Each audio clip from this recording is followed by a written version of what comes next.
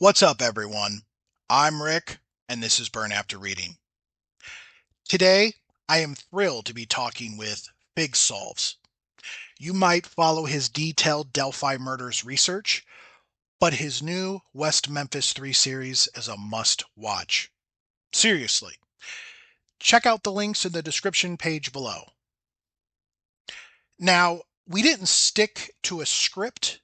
This was a relaxed, wide ranging conversation about whatever popped up. So, with that said, get ready and enjoy the chat. So, Fig, it's been a spell, but thank you for coming back on to Burn After Reading. How you doing, man?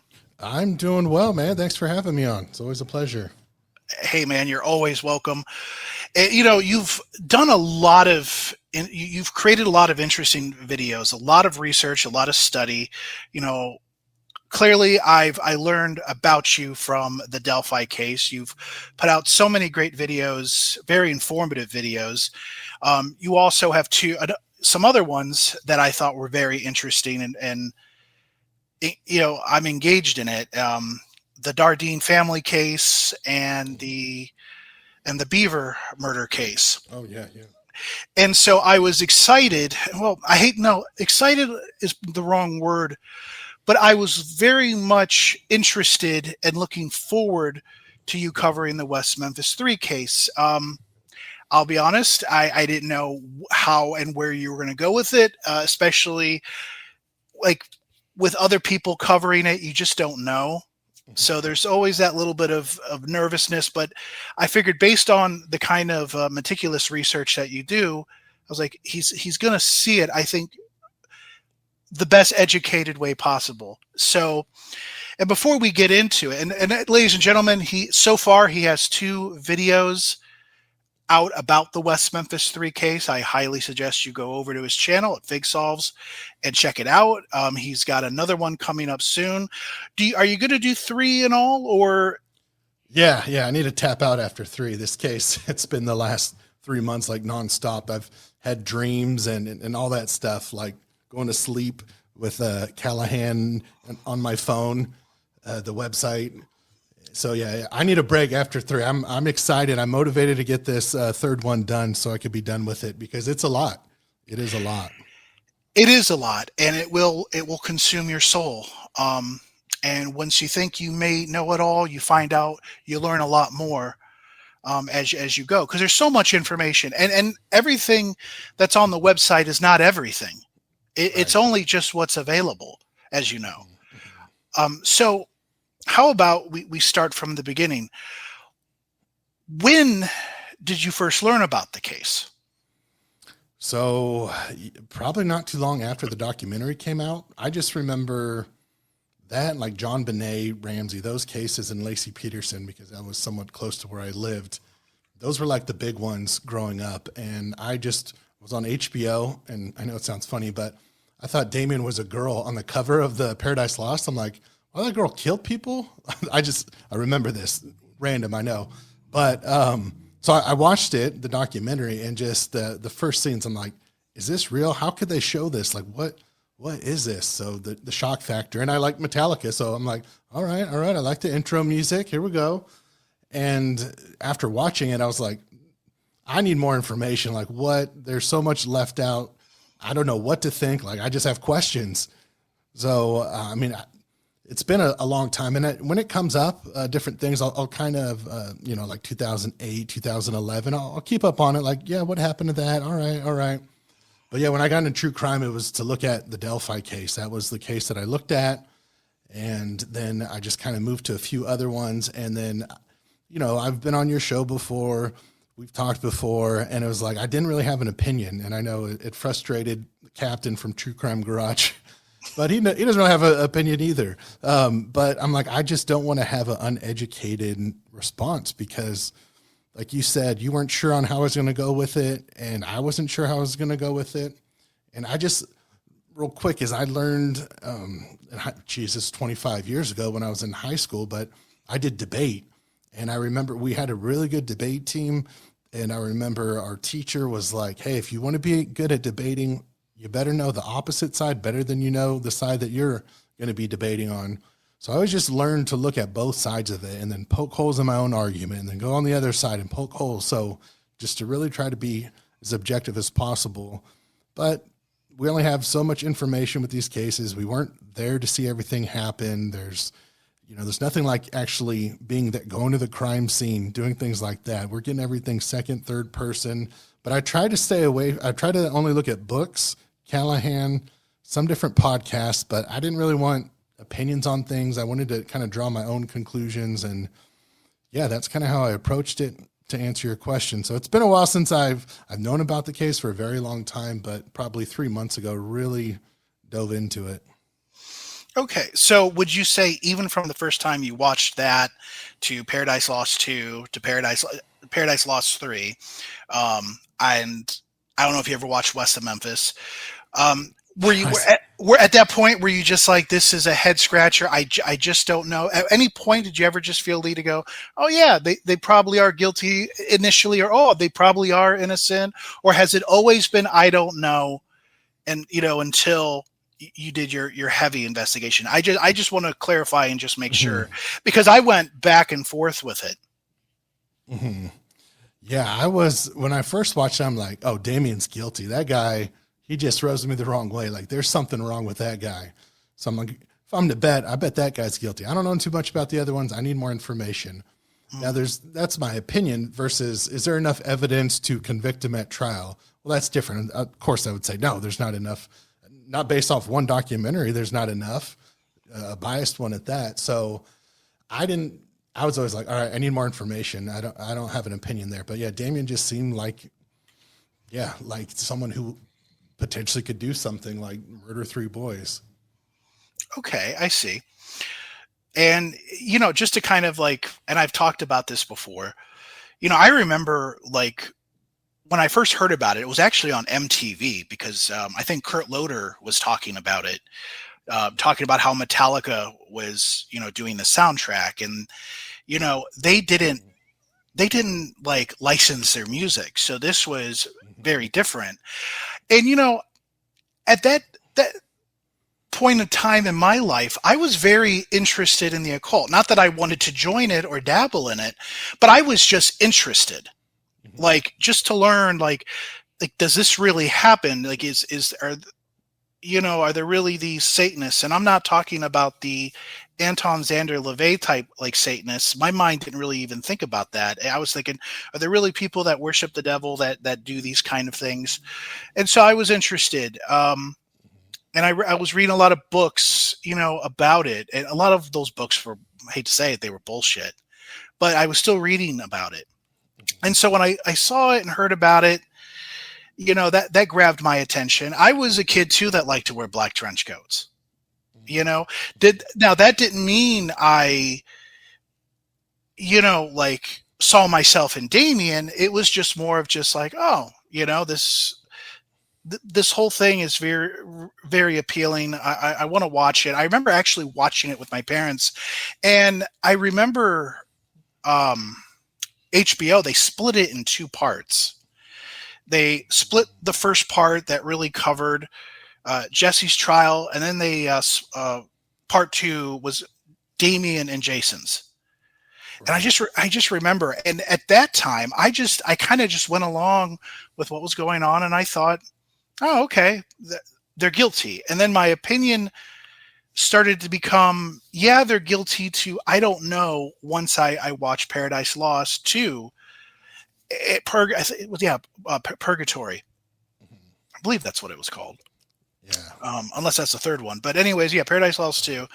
So, and keep in mind, I'm processing everything based on limited information. I'm only basing it off what the documentary is telling me. And even at that point in time, I'm not thinking, thinking that documentaries lie to you. I'm not thinking like that. I'm thinking like, oh, wow.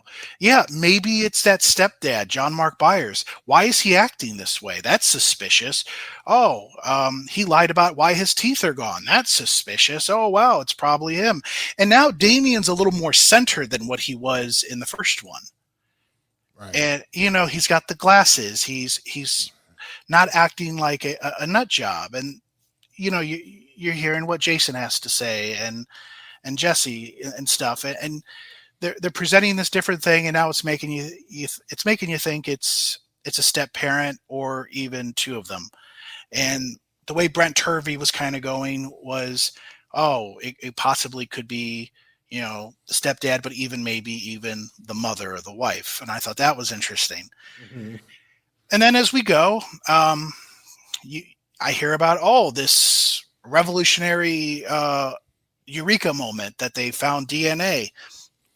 And it was, they're saying it's the hair of Terry. Of course, I have no real knowledge of how this stuff works. And so I'm like, oh, that's Terry. It must be Terry then. It's Terry.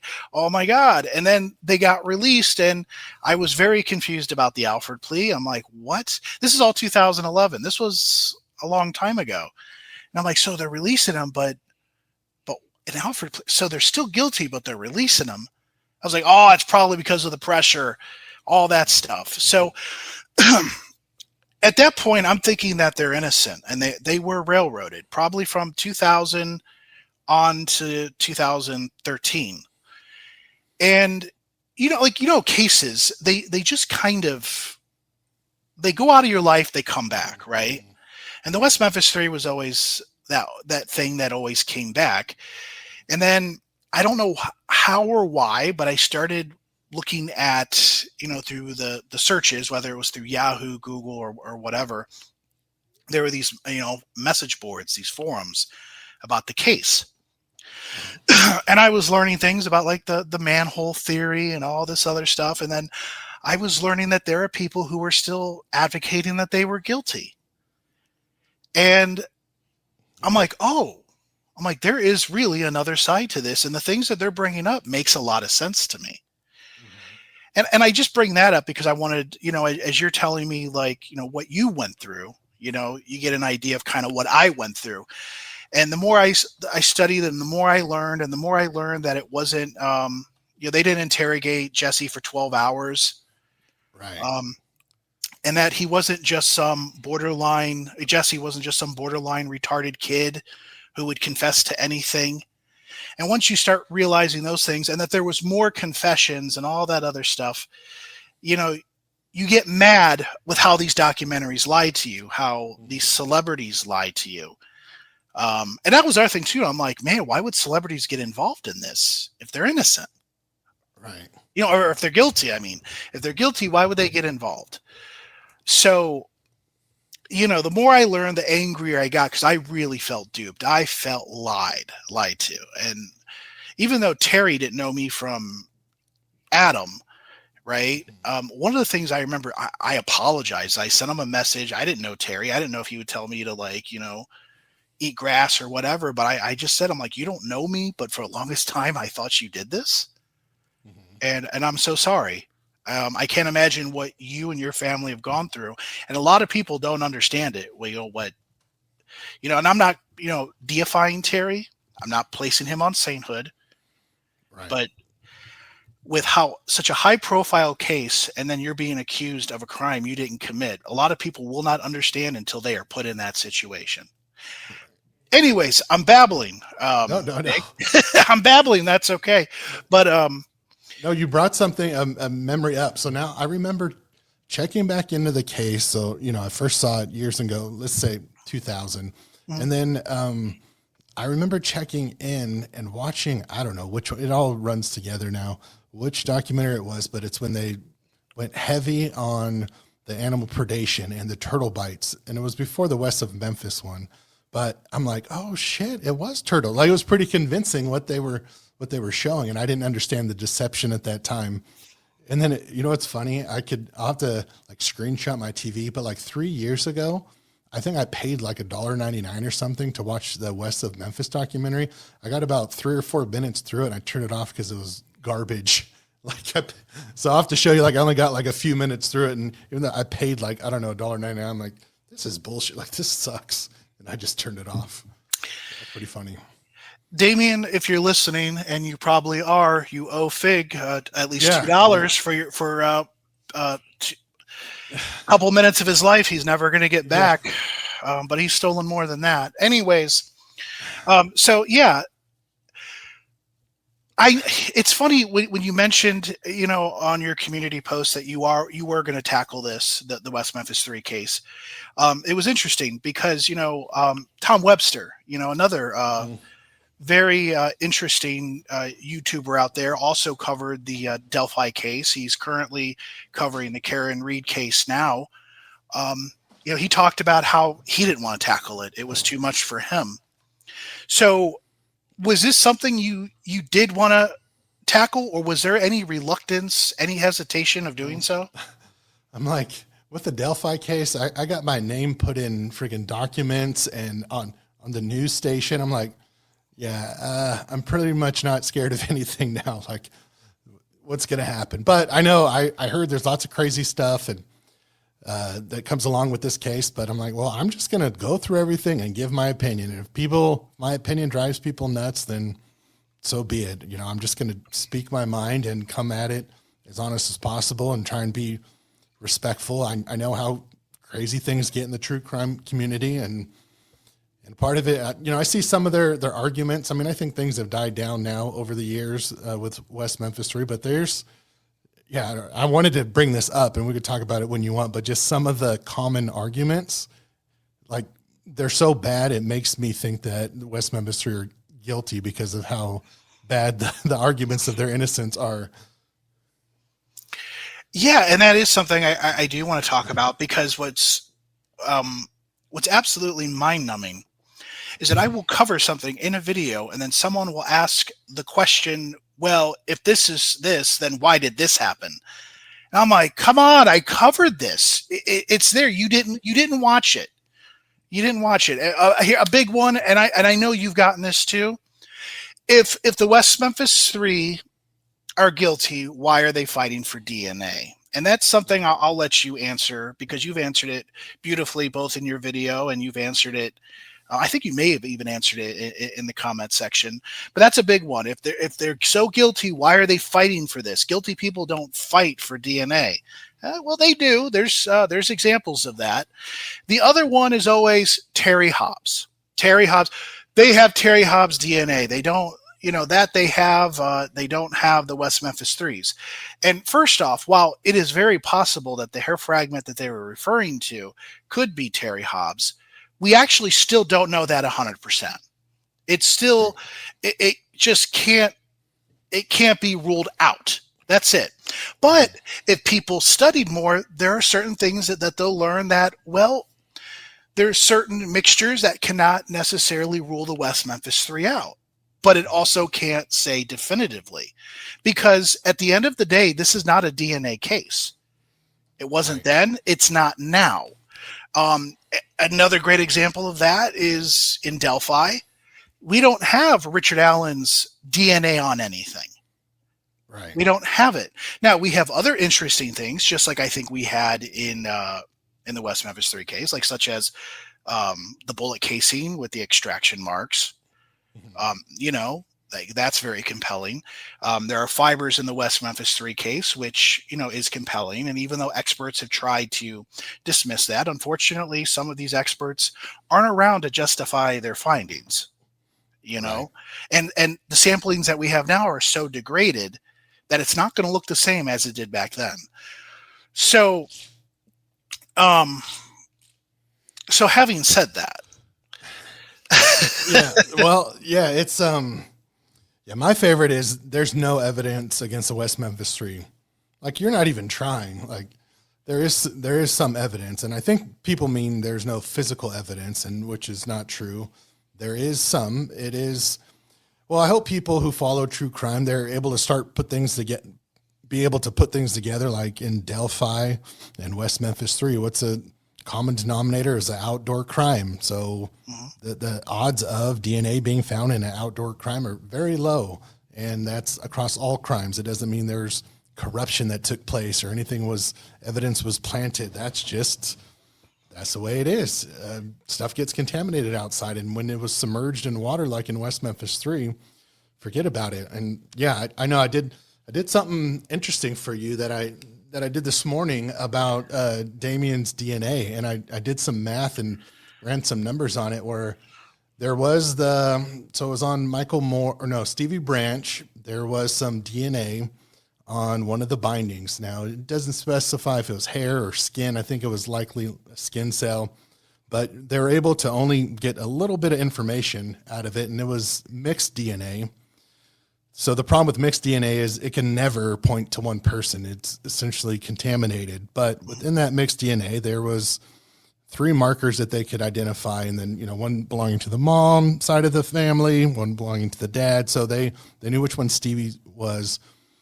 It was 10, I believe. I don't have it in front of me, and then there was a 10 and 11 and 12. Those 3 markers on this piece of the binding, so the shoestring. Well, Damien has 11 and 12, and the 10 came from Stevie. That's what aligned to him.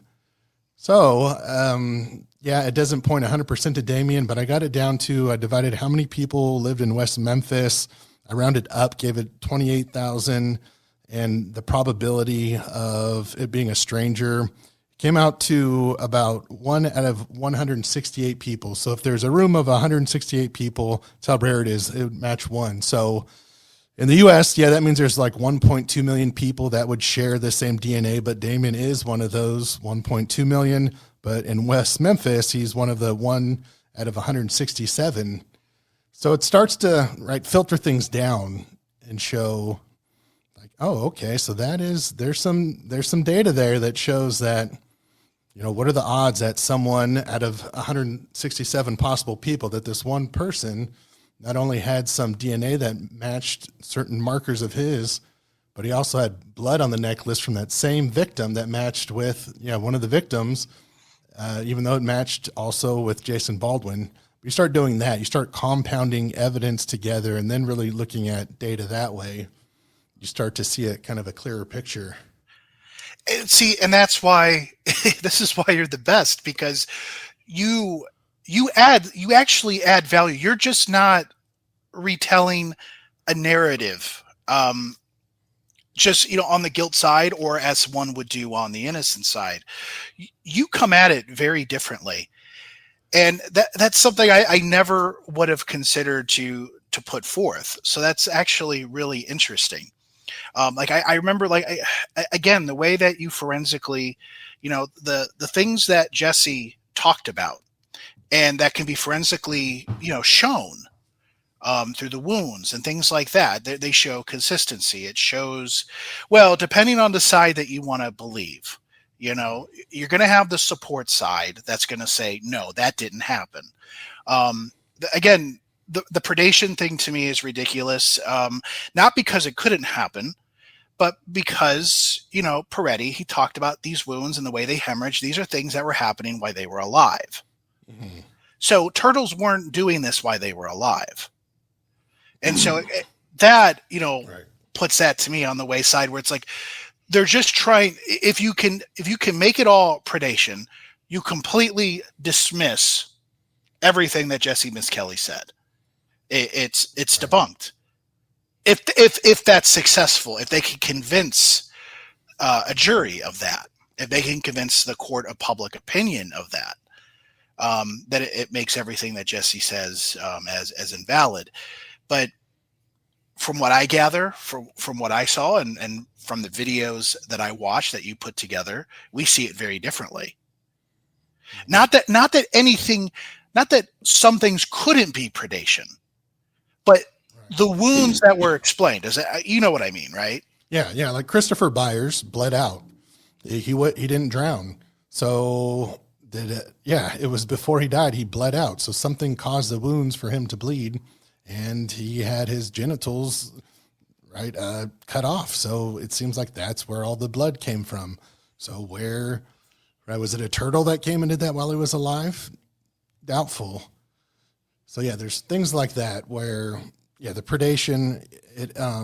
I think probably there was some that happened in there. Maybe some. I mean, it was a drainage ditch, so I don't know how much aquatic life was actually in there at all times. I think it would. I don't even know if it had water year round, so you can't really have this thriving, aquatic. It's not like an ocean where you have constant fish and things in it. So But yeah, I'm sure there was some different fish and different things that maybe nibbled and stuff, but nothing that would cause. I mean, yeah, like you're saying, the hemorrhaging that has the blood, like they were bleeding while they're still alive. Hemorrhaging shows that, and you could see in some of the photos. Yep, there's still blood around there, so you know they were alive during those wounds, and these were some big wounds. And yeah, I looked at the autopsy photos and. Crap, there's a lot of stuff that is not on Callahan, and if you go looking for it and find it, it's pretty crazy. You can't unsee some of that stuff. But I had to know, especially as I'm looking at different weapons that are possibly being used, and the serrated knife, and there's ways to find the different photos, and like, oh yeah, there's some scratch marks that look really like a serrated knife did this. So yeah, there's a lot. It's a heavy case. It is. It's a very heavy case. And what I wish what a lot of people would do is that they look at what Jesse got right. And also we can't play two sides here. And what I mean by, we can't say that he's dumb and he's lying about everything while also at the same time saying that the police are giving him all the answers. And that he's getting that off from court.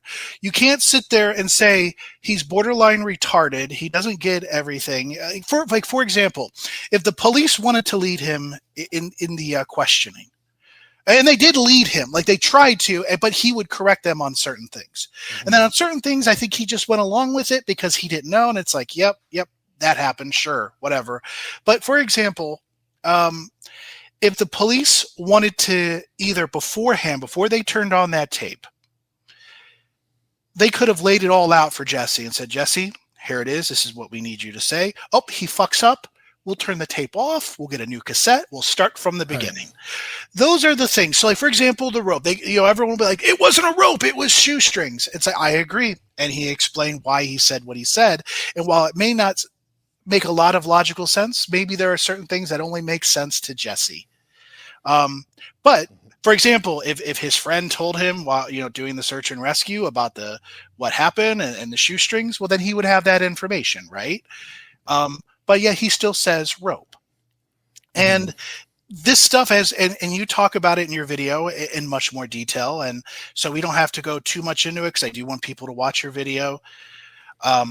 But it's not abnormal for people to lie in their confessions. A great example is Chris Watts, I believe is his name, who killed his wife and his two children. Oh, yeah. Mm-hmm. And did he, in his confession, his first confession, did he tell the truth? No, he didn't. He confessed that he killed her. That was the correct part. But the reason and how it went down, he lied. Mm-hmm. I was having a civil conversation with my wife that I am in love with another woman. And even though she was sad about it, we were going to handle it like adults. I go downstairs, I come up, one of my daughters is magically dead. I got so mad, I killed my wife. Like, yeah. It's like, it's the shame. And I think that's in certain aspects, that's what it is for Jesse. It's the shame. And there are other people that do the same thing. They'll confess to some really weird things that aren't true. Part of it is testing the police to see what they know. Of course, minimizing is a part of it, as you know. Mm-hmm. But sometimes some of the lies don't make sense across the board. But that doesn't mean that they didn't do it or certain aspects of what happened weren't true. Yeah, and looking at it a few times, I think kind of makes sense what Jesse was doing. I think... Right. Because you notice he'll say in the first confession that, and then I left. I left early. So what would distance you from that?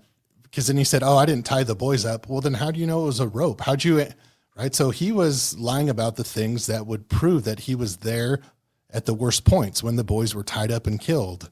So those are the things that he got wrong. So it kind of makes sense. Like, yeah, he was saying, oh no. And yeah, I started beating him up and then I left. Well, so then how would he know that if it was a rope or shoestrings? Maybe he didn't know, or he knew and he was just trying to distance himself from those two things in particular. That way, and it's common for people to lie. Criminals who end up being guilty, they lie about being there at the actual time, the worst possible time. So they'll change the day of time a lot. So I think he went in there, just as an interview on that first day. And then at some point, and this came out on his interview or when he confessed to the two police officers, that like he felt like he got kind of screwed over by Damien and Jason. Like he thought he was gonna go meet some girls, they're gonna go drink, and that they kind of just used the fact that he was drunk against him. They knew he was drunk and he would get violent, and then they kind of egged him on, and it was kind of the Lord of the Flies mentality when there's some guys doing some crazy things and you want to join in. And I think it doesn't excuse what he did. And I think it's normal to feel guilty after you do something bad. But yeah, I think he did feel somewhat guilty after, and then he knew that they should pay for it. So I think he wanted to make sure that Damon and Jason were going to get in trouble, because he probably thought, crap, they're calling me in. They probably know something's up. I just failed my lie detector test. They show me this picture. They play this audio tape, and, it's over. Now I'm going to make sure Jason and Damon, they go down too, because they're the ones who tricked me to go out there, and now I'm going to make sure they get it. So yeah, I'm going to fill in some details. I'm going to guess at a few things, but hopefully it'll make those two get in trouble along with me. And Jesse also, like, as he's struggling with this for the month, about a month before the arrest, he tries to pin it on someone else. So we have that. But then we also have where Jesse Sr.'s live-in girlfriend, Lee Rush, where, again, this is where sometimes things get sloppy, because in police reports, it's called Jesse's wife, Jesse Sr.'s wife, wasn't his wife, but live-in girlfriend. She recounts to the police, I believe the night of the arrest, as this was going on. She's saying, like, there was some weird things going on, like about him crying and almost having like wailing fits. And then when confronted with it, it says, well, because my girlfriend's going to move to Florida, which there was no intention or plan of his girlfriend or her family moving to Florida. Right. So I don't see Lee just making this up just to be like, hey, let me help the police with this. Right. So we're seeing some really weird, confusing behavior. And then, but he's also talking to other people about it. But people, they act like this doesn't happen. But sometimes teens, they can't shut up, they run their mouths. And so they'll Jesse, that's what he did with Kim Floresca and some other people as well. He's talking about what happens, and Floresca has details that no one knows, even at the time of the arrests are going on, unless Jesse tells her. And there's a lot of questions as in why wasn't she brought up in trial? And that's a good question. I think that's something a lot of us would like to know. And I don't know if we'll ever have the answer to that or not, but she knew things. Or like, I think what you said in your video about the things that Jesse says, she is the luckiest guesser in the world. Right. So, and I don't believe that. I just like he in so many words told Buddy Lucas what was going on, the things with the shoes, things that you can't really ignore, whether it got presented in trial or not, you can't ignore those things. Right. And back to the commentators who say, yeah, well, there's no physical evidence. So then I ask, well, if it's physical evidence, will you then believe it? Yeah. Okay. So then with the confessions, there's physical evidence that there's truth there because the Evan Williams whiskey bottle. So now do you believe the confessions?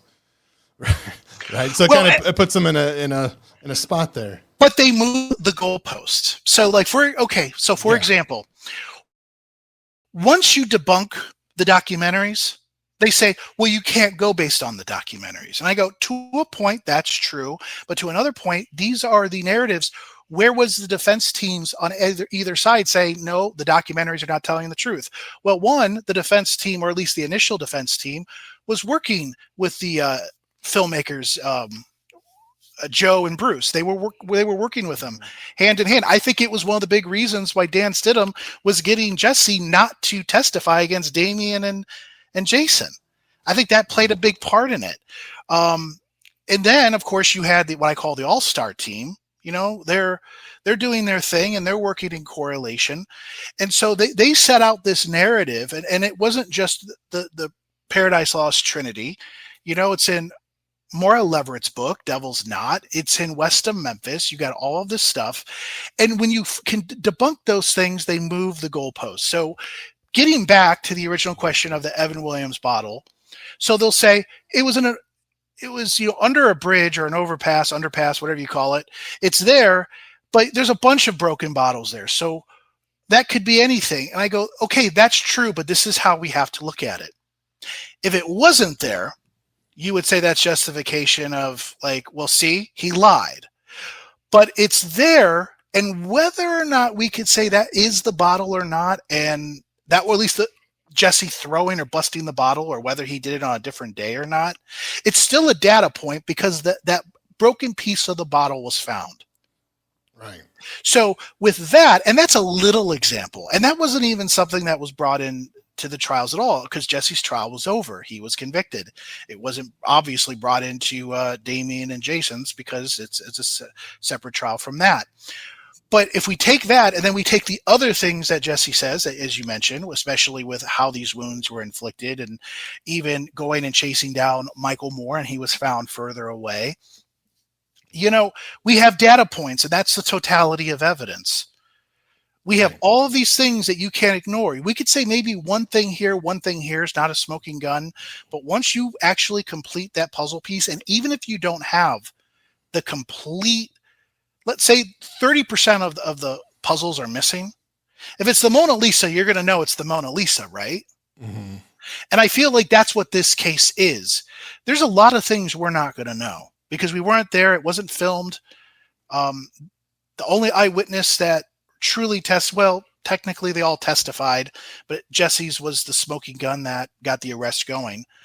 But it's like they were there, and the three kids, and of course they're not here to talk. So that's what that is as far as that goes. And so as you were learning, as you were researching this case, out of all the things that have been discussed, as you were researching, what was the biggest surprise to you? Like, was it Jesse's confessions altogether? That was the aha once you started piecing that together with the actual, with the wounds of the bodies? Was it something else? A lot of it was just the things that were never made public and they were hard to find. I'm like, well, why is it hard to find? There's a reason there. But like that, there's Damien there's DNA that cannot exclude Damien. I think that's big. And it's the same as Terry Hobbs. Like if you're going to say Terry Hobbs is guilty, well, I think it makes points to Damien Eccles even more because all three of the boys were at Terry Hobbs' house the day of the murders.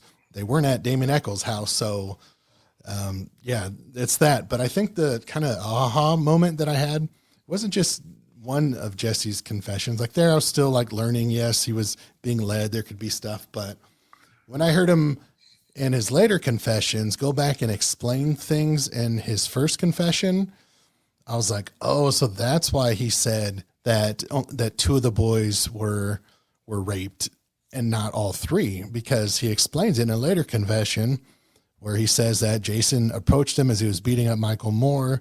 He was off almost 30 feet, and Jason showed the knife, like he wanted to mutilate this one, and Jesse told Jason no. And then he said very vividly that Jason gave him this weird look and then walked away. So it's like, oh, all right. So he prevented him. That's how he knew that Michael Moore wasn't raped, because he prevented it.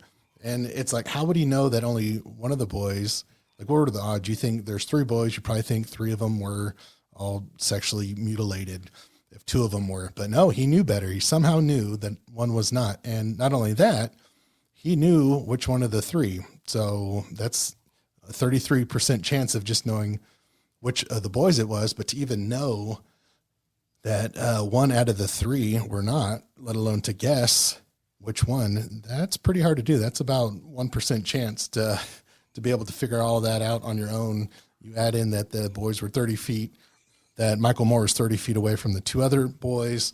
So yeah, he doesn't give off too much in that first confession, like you were bringing up, like usually killers don't. They kind of separate themselves from certain things, and they'll kind of gradually give some more details I guess the bigger the hole they dig themselves, then they have to start, because they're trying to fill out, and you brought this up too, fill out what police know, and then like, well, shit, I'm screwed there, so might as well give them that piece, and I'll keep continuing. So it was kind of, the combination of things where I think the biggest kind of flip that I had at first when I just watched documentaries, I thought Damien was probably the most likely guilty one. And after going through this process, I think Jesse's even more guilty than Damien, if I'm to put a confidence level on the guilt of each individual West Memphis Three member. I would say Jesse, the things that he knew, and just because he spoke the most out of the other two. I mean, not at trial, obviously Damien did, but just I have the most audio of him talking, so I could get a better feel for the way the conversation went. I wish all of Damien's testimony, I've read it all on Callahan, but I wish it was all televised. And I listened to it too. There is a good YouTube channel where you can actually listen to the audio, which was very helpful. And it's one of these small channels that it's hidden. You could find a million YouTube videos on why they're innocent, but it's hard to find any on the contrary. Yeah. Yeah. And that's interesting. Because Jesse talks the most, and as far as what like Damien said at the ballpark, or maybe to even other people, like Ken Watkins or William Jones, people like that. A lot of people, they're hearing something, and if they're probably a lot like me. Their retention to detail is probably nilch to none. Like, unless you have something kind of like, I can always go look and go, okay, yeah, that's what that is. Right. Mm-hmm. So I can go, okay. Like, for example, like if someone were to say, okay, quick, what's the name of the family who said that they saw Terry yelling for the boys down the street on, by his house at the end of the road with Amanda there? Who are they? I have to go, you know what? I have to go look that up again. I have to, but I know it, and I go, oh, yep, that's what it is. So when I present it, in a video, or let's say if I just have everything kind of down and I know we're going to do things in a timeline, it's there. But it's one of those things that Damien probably did say a lot, and a lot of people just weren't retaining that information because they're kids, right? Mm-hmm. They're really just, they probably get the most shocking details, like when he says, and oh boy, please forgive me, but like when he's talking about like biting the head of the penis of one of the kids, mm-hmm. Like that is a detail, right? And I think that does match with the evidence. Mm-hmm. Whether God, it's so gross, but like whether it's a bite or a hard sucking, that type of thing, damn Damien for that. But like he is telling certain details, and he's telling the police that one was cut up more than the other, or mutilated more than the other. Mm-hmm. And Damien knows, because he thinks he's the smartest person in the room. Mm-hmm. And so he thinks, as he's telling them, he thinks he's playing like a game. It is, because to him, it is a game. Mm-hmm. And so he wants to admit it, just not officially. Right. He wants to troll people. I get that, whether he did it or not. He wants people to think that he did it. Now, a good argument, which you don't hear about, what I would make, because I'm looking at both sides of things, is the behavior difference between if Damien later is going to confess and brag about it out loud. That doesn't jive well with someone who cleaned up the crime scene so well, right? So if he's showing behavior like, I didn't care, I don't care if I get caught. Look, I'll tell people. But why would you clean up the crime scene then? I think the reason is, and I'll let you respond to it. I think the reason is because there's more than one person there, right? So if Jason wanted the crime scene cleaned up, he could be cleaning it up. The behavior of three different people, I think it's really hard to kind of look at behavior that way. And also, I think that, if Jason wanted to clean up, or if Damien was like, hey, let's clean this up. I don't want anyone to know Jason was involved, to either protect him or to say, you know what, I'm the boogeyman. Only one person did this. Like, he could have got a lot of ego after some. I don't know. What are your thoughts on that? So as far as that goes, again, I think he's trying to play two sides, and I will do my best to give you an example of another case with this. Sometimes the answers aren't quite as simple, but um, he wants people to know. But if it gets confronted, he'll just say that they're lying. And that's what he did. When he was on the stand, oh, those girls were lying. I never said that. He said everything that I have said has been the truth when he was being questioned. Of course, we know that's a lie on multiple factors. So if he didn't care at the crime scene, then when the cops pulled up when they were going to arrest him and Jason as they were watching a horror movie, I believe it was Leprechaun, at Jason's trailer, in West Memphis, he didn't live 15 miles away as he tried to claim in Marion, although he would stay in Marion at his, pregnant girlfriend's trailer. But again, that wasn't 15 miles away from West Memphis. Him and Jason wouldn't both try to hide. Maybe Jason would try to hide, be like, I'm not here. You deal with this, Damien. No, they both hid like cowards. And so with the crime scene and stuff, it's funny, everyone talks about like how it was like a professional cleanup. And, there's a saying, and I'm sure you've heard of it. Sometimes it's better to be lucky than good. And I don't think they were good at what they did. I think there was a lot of luck on their side that delayed things. And so, like, for example, say if it hadn't rained, that water's not in the ditch, right? So they got lucky there, putting the bodies there. Cleaning things up, as far as, if you're over paranoid and you don't want to get caught and you realize, oh my God, what did we do? You're going to, you're going to try to clean it up the best you can so that you can at least, they know eventually those kids will probably be discovered, but they're doing everything to delay that moment so it doesn't get attached to them. And as time goes on, they don't know when that exactly occurred, if that's a dump off site, if that's where everything happened. They're just doing things the way that they're doing it. Now, I want to point to another example. The murder of Skylar Neese. Her murderers, Rachel and Sheila, when they were in school, before they killed Skylar, they asked their teacher, like, how would you hide a body? Right? Why would you admit that? Right. Like, and they're telling people in school, with other people listening in earshot, we should kill Skylar. We should kill Skylar. And saying this out loud, it's like, yeah, you don't want to tell people your devious plan and think you're going to get away with it, right? So the murder did occur. I believe it was the day after 4th of July, or maybe, or it was the 6th, the 5th going into the 6th, maybe, of July. And so they did murder. They murdered her out in this isolated one-way road. They stabbed her 50 plus times. Jesus. It was terrible. And they initially tried to bury her, but the ground was just too hard and rocky. So they just took her they took her aside by this creek, threw some leaves on her, and they went about their merry way, and they didn't get caught until I think January or February. I'd have to go back and look, but it took a while. The police and the FBI thought that it was a drug overdose gone wrong. They thought that maybe there were some robbers that were in the next town. Maybe they had something to do with it. There were all these things. And keep in mind, you have Rachel and Sheila beforehand basically laying out what they wanted to do. And then finally, once suspicion started to get cast on them, Rachel and Sheila. Sheila's on Twitter, it was Twitter at the time, sitting there and basically, trolling, if you will. Boy, I wonder if there's an episode of Law and Order where they didn't figure it out.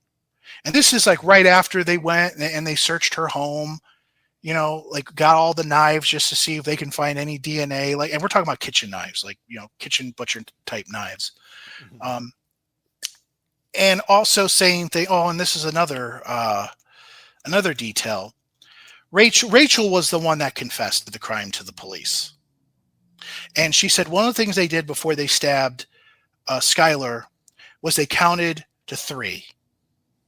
And so on Twitter, this was still, I think, a couple of weeks before the arrest, I believe, a month or 3 weeks, 2 weeks maybe before the arrest of Rachel and Skylar officially. Sheila goes, "We really did go on 3." Oh, wow.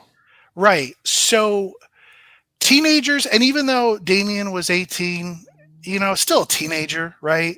Mm-hmm. So, and these girls were 16, 17 years old. Sometimes teenagers don't think it through. Right. They're not Ted Bundy. They're not BTK. And even he did some stupid things, like how he got caught was stupid by asking the law enforcement officer, like, "Hey, if I send you a disc, you're not going to be able to trace that back to me, right. are you?" Like, right? It's this narcissism. They think they're right. so smart they could get out of any situation. So yeah, and I don't believe any of them want to get caught truly, because then you can't go do your sadistic shit if you're behind bars. So I don't think any of them want to get caught. It's just they think, I don't want to get caught, but I'll still also, leave some breadcrumbs, because I know I'll outsmart the police or idiots, and I'll blame them. And same with the DNA testing. It's still going on with Damien wanting new DNA tests to be had, because if anything is found that points to him, and be like, it was planted. Right. It just, but just, going back, Damien wanted people to know that he did it, but he was still not going to tell the police that he did it. And anything that anyone says, be like, "Oh, they're a liar. They're just trying to get attention." And that's what he did in trial. And then we find out later where Damien goes, yeah, I probably did say those things, but it was as a joke. And fair enough. But then also Jason's girlfriend at the time, Heather, she also said that it happened. But Damien committed perjury on the stand by saying those girls are liars. Now, why would you do that? You could have simply said, since you're going to go up on the stand and you're so confident, why didn't you say, "Yeah, I was joking around. I said those things, but I was just doing it to get attention"? No, he said those girls were liars. He said they made the whole thing up, and they did it just because they wanted to pin it on him. So that's the thing that makes me think you could troll with the truth to a certain degree. And that's what he was doing with them, was that, and even if you did do something, you can even embellish what you did, the crime was hellacious as it was, but yeah, he wanted the attention. He wanted the notoriety of it. You don't go in there, blow kisses to the family. Right. It's like, it's a weird thing where it's like, "I didn't do it," wink. And then you're telling a person, "Oh yeah, I did it, but I didn't," wink. And that was Damien. And then of course, then you had Jason, who out of the 3 was the smartest by keeping his mouth shut, not really saying anything. And then Jesse, who's kind of like, oh man, like the paranoia sets in. It's like, I can look helpful by pointing to someone else and saying that, "Hey, there were these 3 kids, going down the tracks, and here's this guy who's following them saying, I have beer, I have this, I have that. It looks like I'm being a concerned, helpful citizen." And even, going in, to that, when Jesse eventually did confess, it's like, hey, maybe there's a way I can walk away from this. I can point it towards Jason, and more so Damien. Because initially he said, "Oh, I heard that Damien and I think Robert Birch did this." Right. Right. So, that's a, I don't know if I answered your question overall, but yeah, I take the long way to answer questions. Oh, that's good. Yeah. That was something big too, because you were asking me what things kind of jumped out at me. Was that May 15th stuff?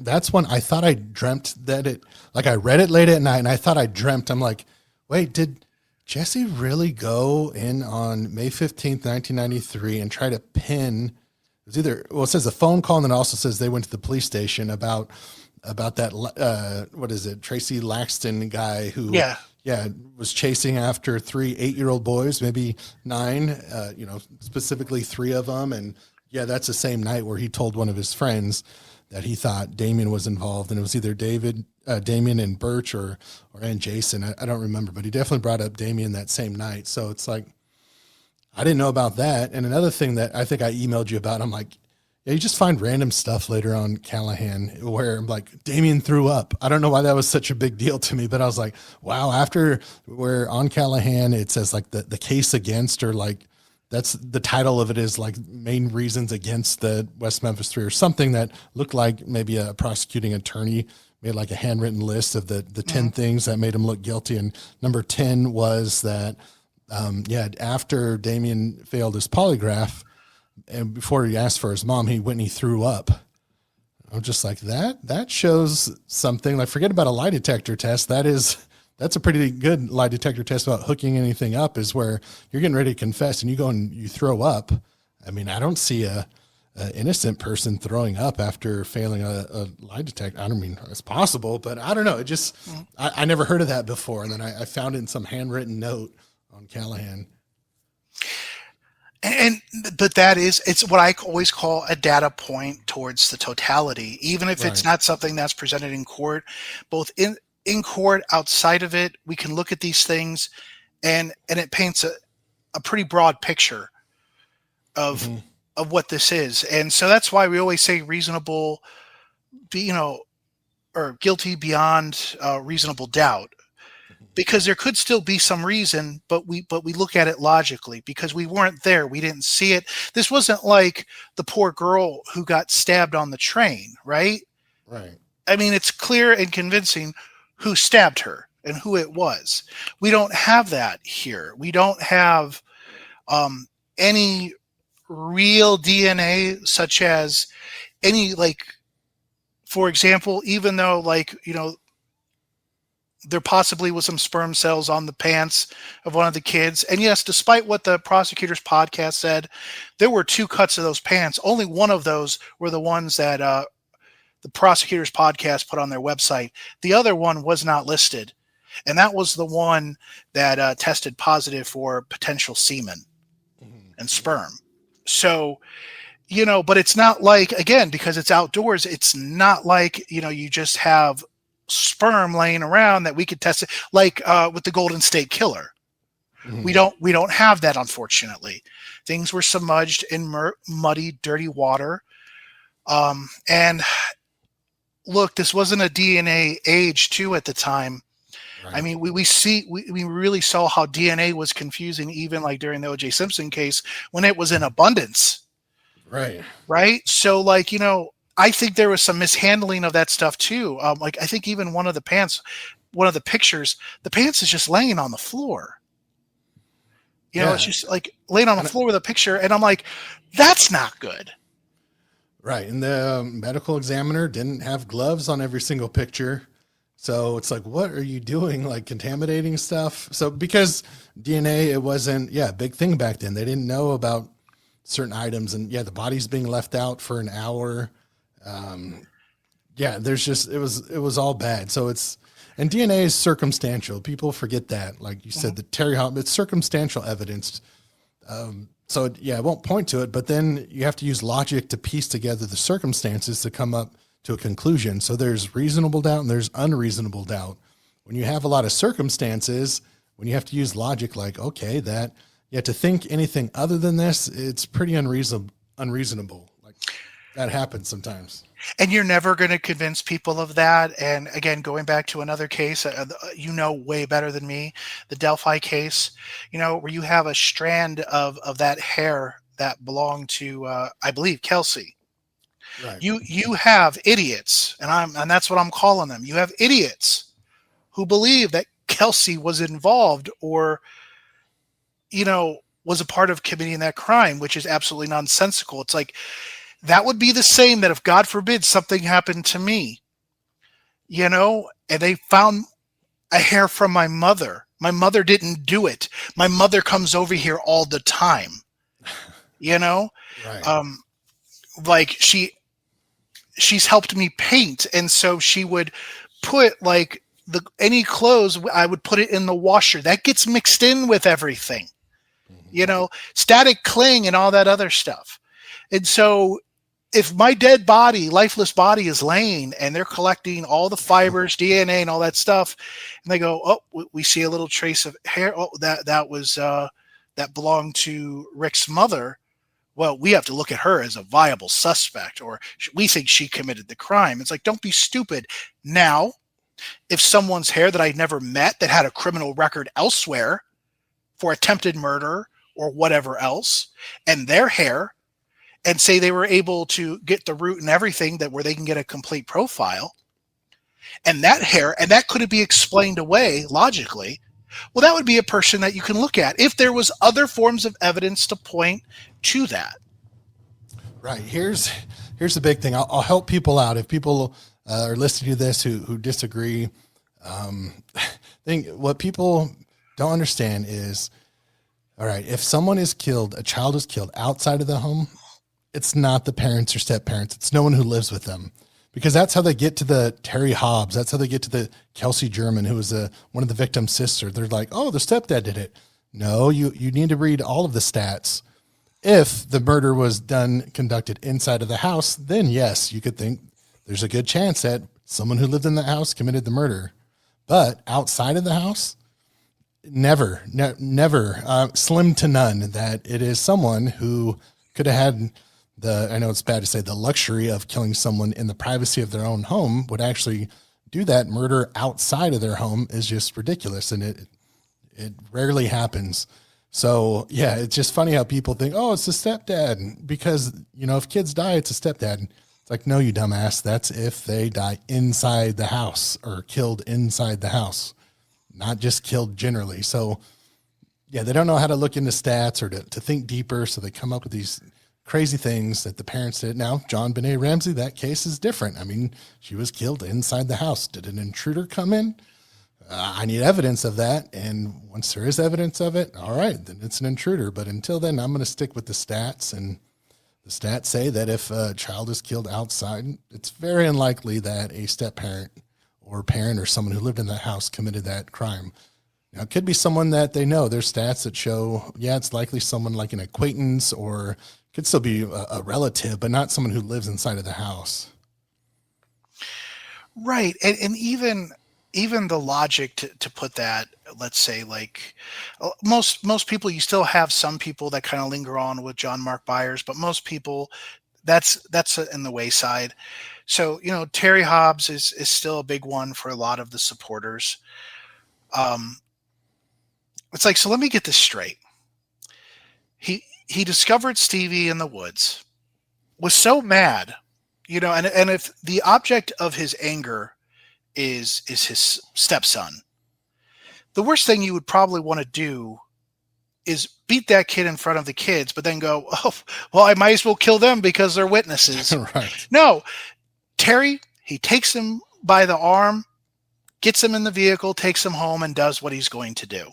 That's usually how parents dealt with it. But there's nothing to indicate that happened, or it would happen in that way. That's too elaborate. Like that's quite the tale to spin. But what's not elaborate to me is a kid who already has a violent side to him and a mental health issue, who has stated that he is homicidal, has told an ex-girlfriend, I wonder what it would like to kill someone. Is it, threatened his family, that even his family was afraid for their sake and their own children.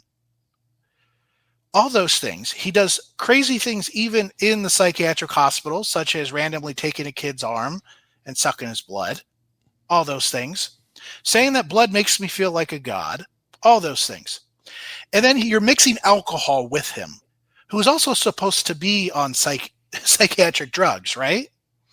So you have that. And then you have another kid, and I know it's really hard for the Paradise Lost filmmakers to believe that poor Jason Baldwin could commit a crime because of his skinny stick arms, but has admitted to bullying his own brother, to choking him to where he's almost, blue. And look, there's a lot of siblings that fight, right? But the point I'm trying to make was that those skinny arms were able to control his own little brother, who I believe was around or at least a little older than those Right. 3 8-year-old boys. And it was able to even take a baseball bat. And in this case, we have to remember what Jason is wielding, but Mhm. was able to take a baseball bat and chase off, I don't know if it was the stepdad or one of Or the Gail, which, boyfriend. I think it was I right. thought it was stepdad, I think but it yeah. was a stepdad because there have been so many times stepdads in, Yeah. boyfriend, live-in Yeah. boyfriends there, so, you know, is able to chase him off with a baseball bat with those skinny little arms. And so the point I'm trying to make is that he's capable, that he's not, as weak as the filmmakers try to make. And then we have Jesse. And then we have Jesse, who's able to beat up adults. He is able to hurt children. He has got an anger management issue, and he's drinking whiskey. And I could tell you there are some people, man, whiskey changes you to a different person. Mhm.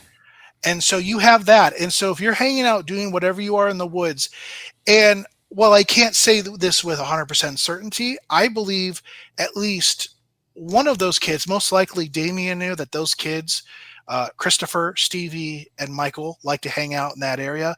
I think they knew eventually they were going to come around. Right. Damien went there at least twice a week in his Right. own words. So that I always look at opportunity as the biggest, right, investigative thing. Like you have to place someone there. Someone could look suspicious as all hell. And Damien was placed there. He went there twice a week. So to think that he was not there, oh, that's so crazy. And yeah, he, witness testimony's bad, but I mean, one of his friends, Jesse Miskelly, placed him there.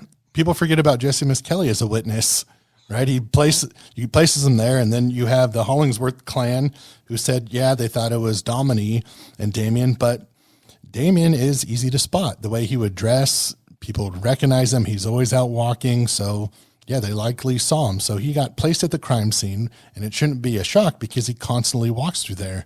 So he's in the area occasionally, if not often, and yeah, he's homicidal. So someone has to explain to me why they don't think a homicidal person who was there that day, who thinks that he'll get power from killing kids, didn't kill those kids, but instead it was a stepfather who went outside of his home to kill these 3 kids in a rage, but calmed down enough to clean up the crime scene. It just doesn't make sense. And even had a picture in his room of artwork, if you can call it that, that would emulate child sacrifice. Now, I don't believe what happened there was a child sacrifice. I think 3 brutal bastards brutalized 3 kids, and they did it in a very sick, twisted, and horrible way. And while there may have been some occult significance to Damien, I don't, and maybe Jason as a tag along, but I think it's very secondary. And then Jesse, I just think Jesse was like, we're going to beat the shit out of some kids. Yuck, yuck, yuck, because he's capable of that. But probably didn't realize it was going to go as far. I think once he started seeing the sexual deviant stuff, the knife coming out, taking the sticks, and I mean, it's one thing to do things with fists, right? And that's bad in its own self. I just think there were levels to this with Jesse, and I think it went to levels he wasn't comfortable with, even though what he did was, or what he thought he was going to do, was disturbing enough. So to have some drunk kids who have, the potential to create some real harm, that to me is a wilding effect. Almost that Lord of the Flies type thing. Like, that's logical to me. It's very logical. And then also, this is just an opinion, and I cannot say it with any level of fact, but I believe that Damien was especially angry that his father left. Again. Right. The day before, right? Right. And that obviously, if we are to believe his mother, Pam, it affected him very badly. This abandonment issue. And, it's weird. There's almost this weird correlation between him and a fictional character of Freddy Krueger. Freddy Krueger hates the innocent. He wants to destroy that white suburbia, because of the childhood that he had. He hates the innocence of children. And I feel like, again, Damien, I want to go where the monsters go, or where they are. I want to go there. And I think, it's like there's a lot of things that can be playing in his head, especially as a drunk, homicidal, and suicidal teenager to boot. Um, that said, fuck these kids. And he wanted to brutalize them. Again, when I'm hurt, what does he want to do? It's like, when I'm hurting, the only solution is to hurt someone. Mm-hmm. And he found who he could do that with. And I think, unfortunately, that was with, those three boys, Michael, Stevie, and Christopher. And so, yeah, so like those things to me, it's like, once you look into this, Damien was not some, oh shucks, because he dressed different and was this like dark poet, so to speak. That's why they picked on him. No, there was a real reason for this. And just like with certain people, it escalates and they realize something's going to happen, and there are warning signs there. Driver and Jones saw it. Now, I think sometimes Driver was gullible. Mm-hmm. And I think he would almost cling on to whatever Damien said and kind of took it as gospel. And I think Damien thought that he probably took that with a chuckle. But at the same time, there were things that he saw was right, and be like, there are warning signs here. Mm-hmm. Mm-hmm. Jones, like when those kids, when the kids were discovered, or at least first kid was discovered, Jones, like Damien finally did it. He finally killed someone. That wasn't just that biased was not unfounded. Right. There was a reason for that. Yeah.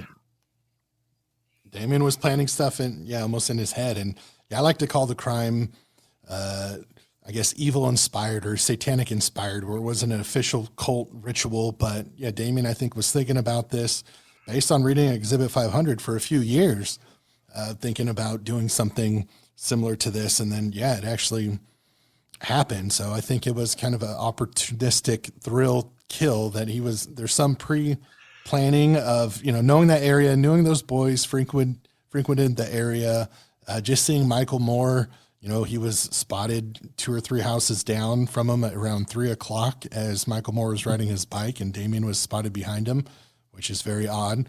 So, they might have went and called Jesse again to make sure he was meeting out and they all met up, or maybe he knew if he just went there enough times that he knew the boys would be out there again.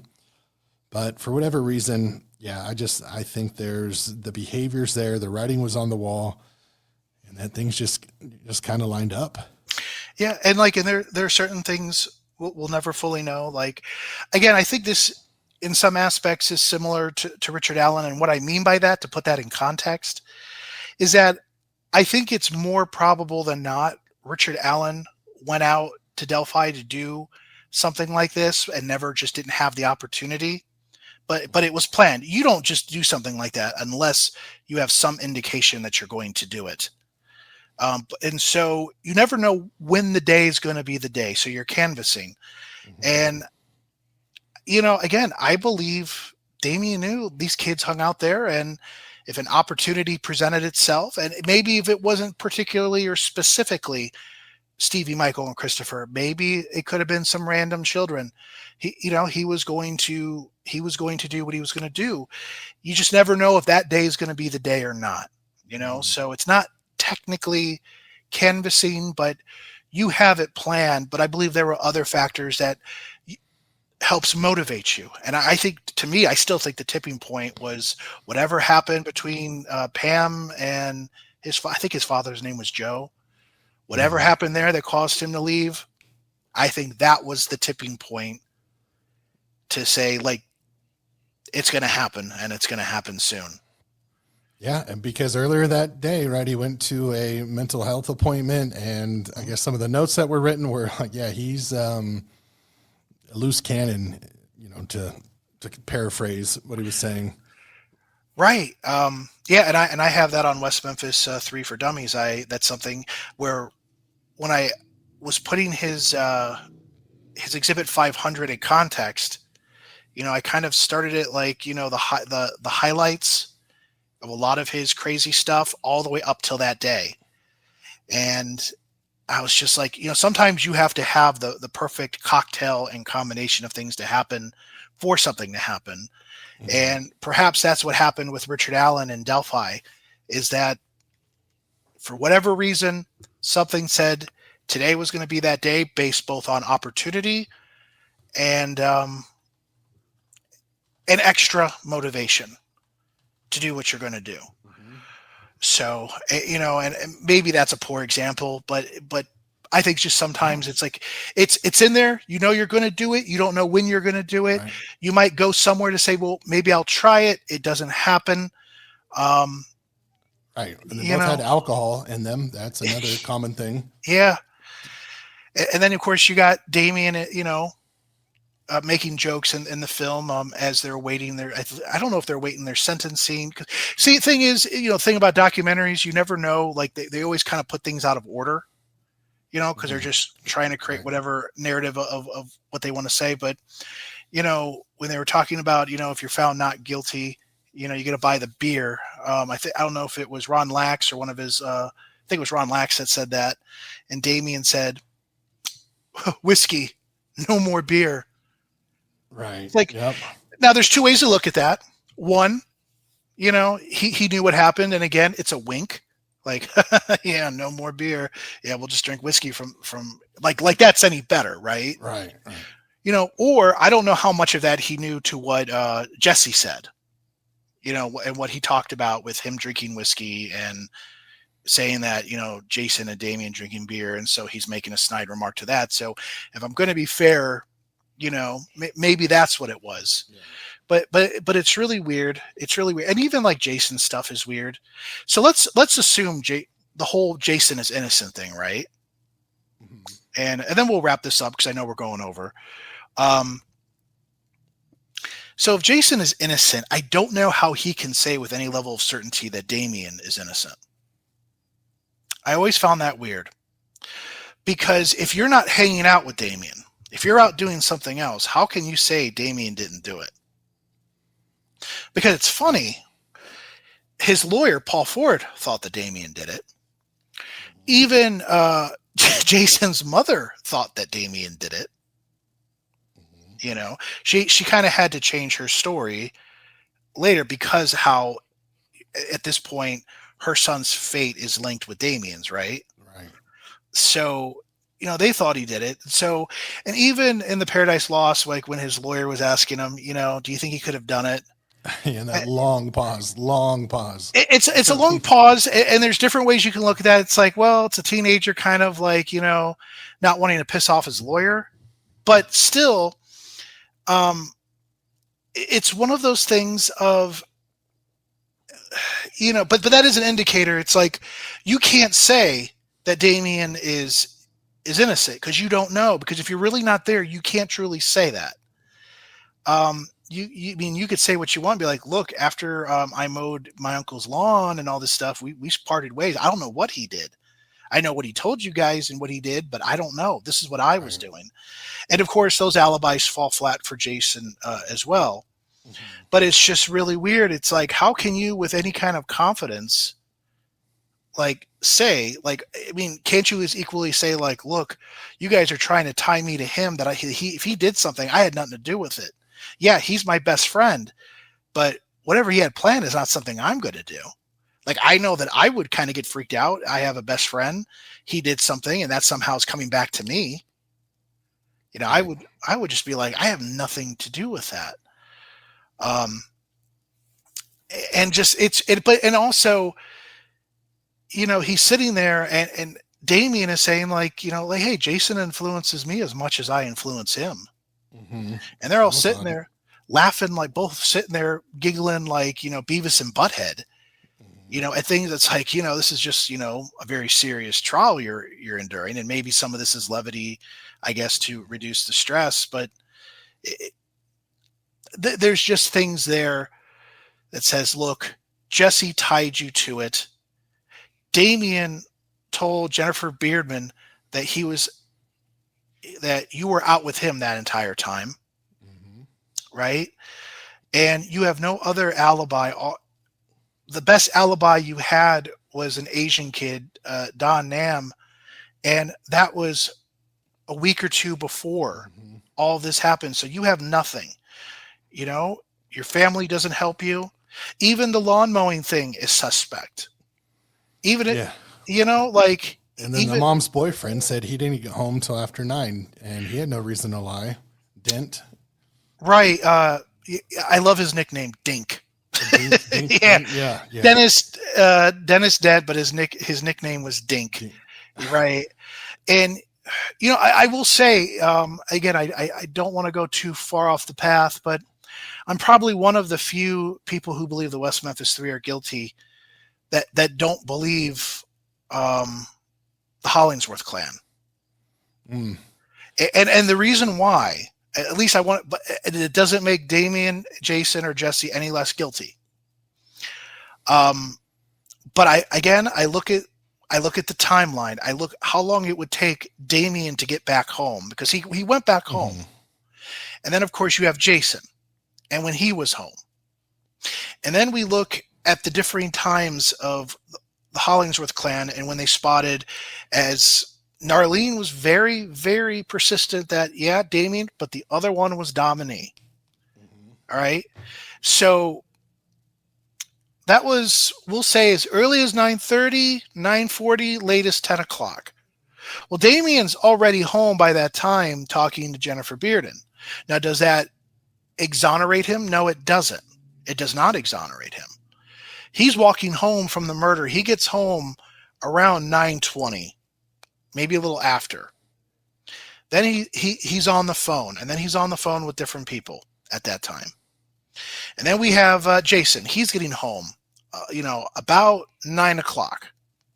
That fits to where the crime scene is, to where they're walking and how they need to get home. And I've tried to calculate this as far as the longest route to the shortest route, and not much has changed. I looked at the mapping. Not much has changed as far as routes go. And I'm like, there is no way that the Hollingsworth saw, we won't even mention Jason, Damien, and possibly Dominique. There is no way that they saw that, unless we want to believe that Jennifer Bearden is lying, and I don't believe that she is. The only thing she lied about was how long she was talking to Damien on the phone, because she didn't want to get in trouble with her mom. Then now they're really starting to micromanage her, when she's on the phone, because she's supposed to, be in bed. She's supposed to be off the phone, all those things. And I just don't see that. Do I see Dominique? Would she lie for Damien? Yes, I think she would. But I think she talked to Damien when she said, and I believe there was another girl, I forget her name. And I'm sure that Damien talked to Jason on the phone. Maybe they try to get a hold of Jesse. I don't know if three-way calling was a thing back then. I don't know. This old mind just can't remember. Yeah, I just wish they had landline records. I don't know if it didn't seem like Pac Bell or whatever the hell they had back then didn't have any call logs from landlines. That would help so much understand some of this stuff. At the very least, it definitely would have answered some definitive questions. And so I am looking at it logically, where it's like, I'm like, when Jennifer called and Damien's grandma answered the phone, it was like 8:20 or something like that, 8:30. No, he wasn't home. Then she finally got a hold of him. I just don't think, especially that young, she would lie to him or lie for him, because I don't think she would think that he'd be capable of something like that. And if he were to ask her to lie about it, then at that point you have to know that he did it. Now, Dominique's that's a different subject. I'm not saying definitively that she knew what he did, but I gotta believe that she did. That's opinion based, though. I'm like, there's no way. But I just believe those phone calls. They don't. It's funny. Damien will use it to help exonerate himself, but it doesn't. It doesn't. Right. Anything. It makes it worse, because it's from this time to this time, and the people who are your alibi and saying when they talk to you, they're not alibying you with those times. No, it's way after the murders. Right.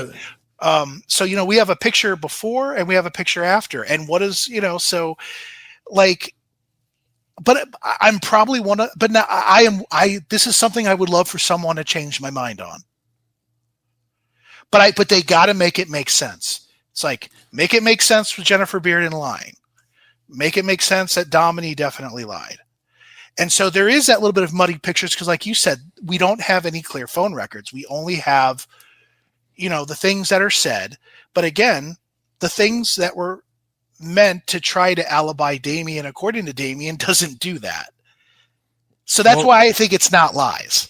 Well, you don't think that Damien loved 90210 and was watching that all the time? I mean, he was obviously at the Sanders house watching 90210. Oh, he was right? definitely, he was definitely, he was Brenda and Dylan or whatever their names I are. was going to say he's Team Dylan. Absolutely. Yeah, Team Dylan. Yeah, he goes with, the bad boy, the whole bad boy thing. Yeah, that was another one. It's like the Sanders thing, like how many, those alibis couldn't be kept straight. The reasons why they say that he was there because of band concerts, and then they contacted the band concert teacher, or maybe it was the other way around, and saying like, nope, it was on this date. It wasn't on that date. The Stephanie Dollar stuff, like, that's the thing that confuses me about the prosecutor's podcast putting so much stock on the Stephanie Dollar thing, the alibi.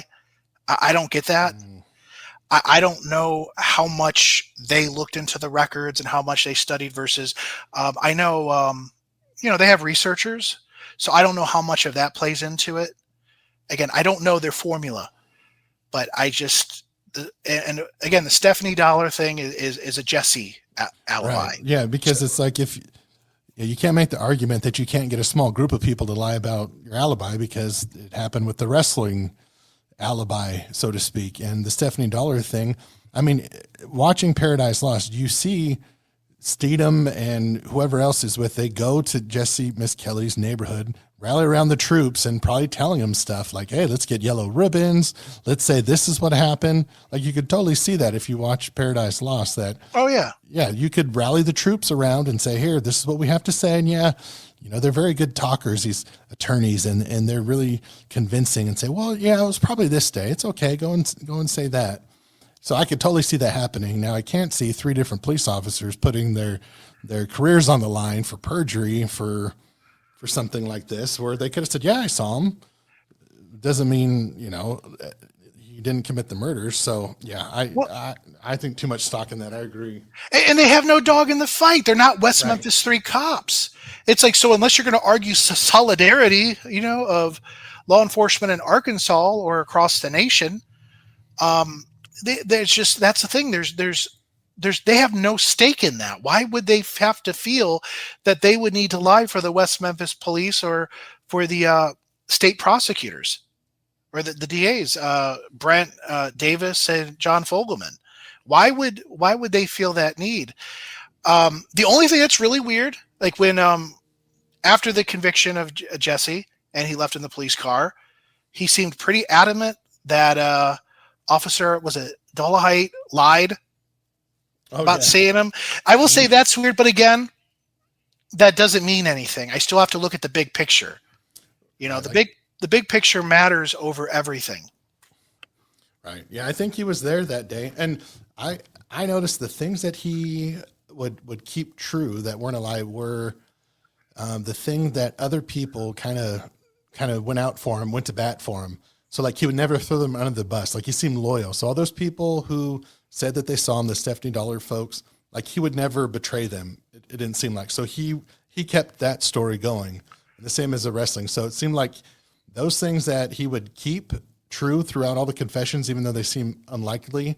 The theme to me that I found was that he would be throwing people who went to trial for him under the bus if he changed any part of that story, if that makes sense. That actually does make sense.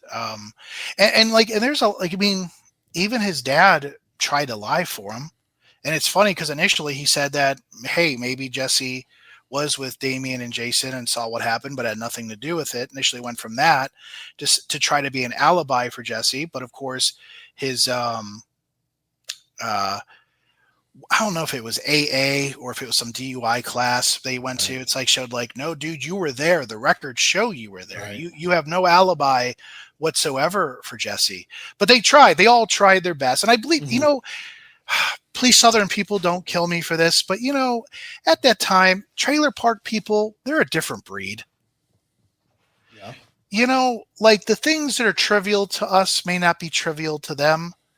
Or there is just a loyalty that even if someone does something bad, you take care of your own. Right.